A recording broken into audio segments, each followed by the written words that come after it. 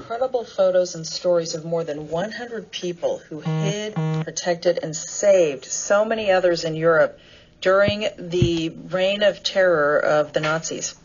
Here with more, we welcome Gay Block. She is the exhibition's critically acclaimed photographer. Gay, good to see you. Thank you. And also with his gallery curator, Hope McMatch. Hi, Melissa. Thank you for being here. Thank you. Well, Gay, let's start with you. You spent years photographing and interviewing people who are still with us during the World War II era. They protected and saved Jews who were being targeted by the Nazis. Tell us a little bit about how this project got going and what you learned. My co-author, Malka Drucker, her rabbi asked her to write a children's book. She had been a children's author at that time, and about rescuers. He had been trying to get people to pay attention to the fact that there were a few, not very many, but there were some rescuers. And when she mentioned that to me, I said, are these people still alive? I'd like to photograph them if they are. I've been a portrait photographer since the early 70s. And so you spent years finding people, photographing them, interviewing them? Yes, we did this in 1986, 7, and 8, and then the book came out in 92 when the show was exhibited at the Museum of Modern Art in New York. What are some of the most compelling stories you were able to collect? Unbelievable stories of heroism, and all of them say they're not heroes. I would say that Countess von Malzahn, we met in Berlin, and she began very early in Germany knowing what was happening and taking Jews to Switzerland and then housing them in her own flat. And even today, she is a person who helps people who were being persecuted. I say today. When we met her in 1988, she said, I live in a neighborhood where they've thrown everybody in here, colored people, Poles, that's the way she said it, and the police are very brutal to them, and if I see that, I go down and I tell them, stop beating these children, and they say to me, well, you like coloreds here? And she said, I prefer them to helmets. So she was still, in 1988, standing up for other people that were being, persecuted for no reason. For no reason. Mm-hmm. And so we don't, as human beings, we don't know how we'll respond, I guess, to a situation until we're confronted with it. And these were people, Hope, that responded the right way.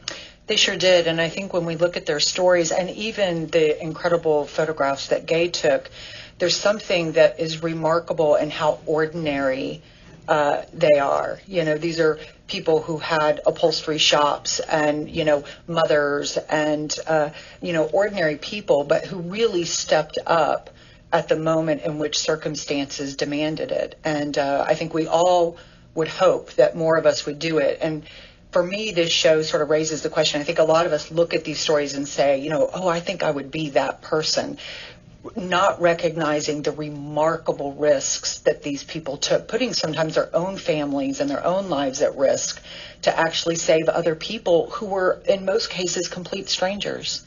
What were some of the most harrowing stories that you heard about that people can learn about when they visit? This is the Frisch Family Holocaust Memorial Gallery in Jacksonville for people that are just tuning in.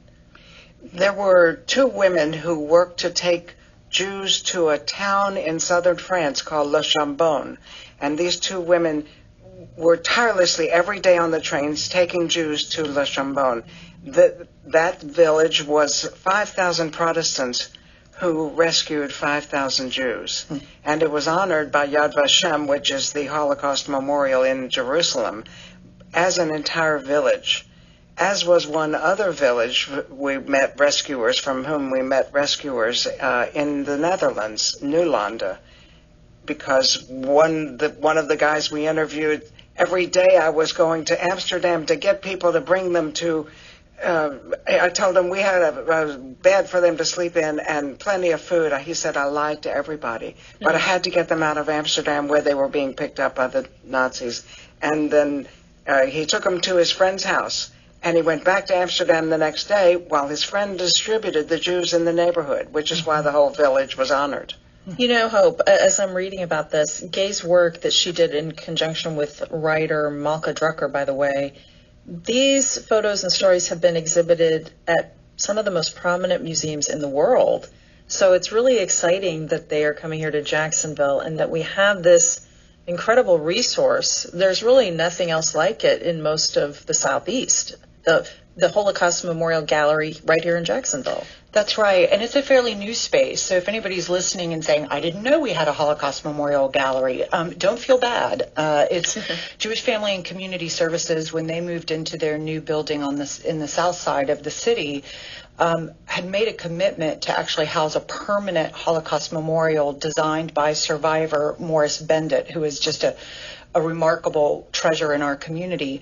And rather than that memorial just sitting in a lobby, it was determined that it would be great to actually create a gallery around it where we could do rotating exhibitions inspired by survivors, by rescuers, and really to long-term tell the story of human rights and tolerance and do it through the arts. And so I have to give huge credit to the folks at Jewish Family and Community Services for taking what is a social service agency focused on building communities and families and put art literally in the heart of their institution. Mm-hmm. And for people that have never been, the address of the gallery is 8540 Bay Center Road in Jacksonville, down along I-95, near 295, I believe. Mm-hmm. So South Side area.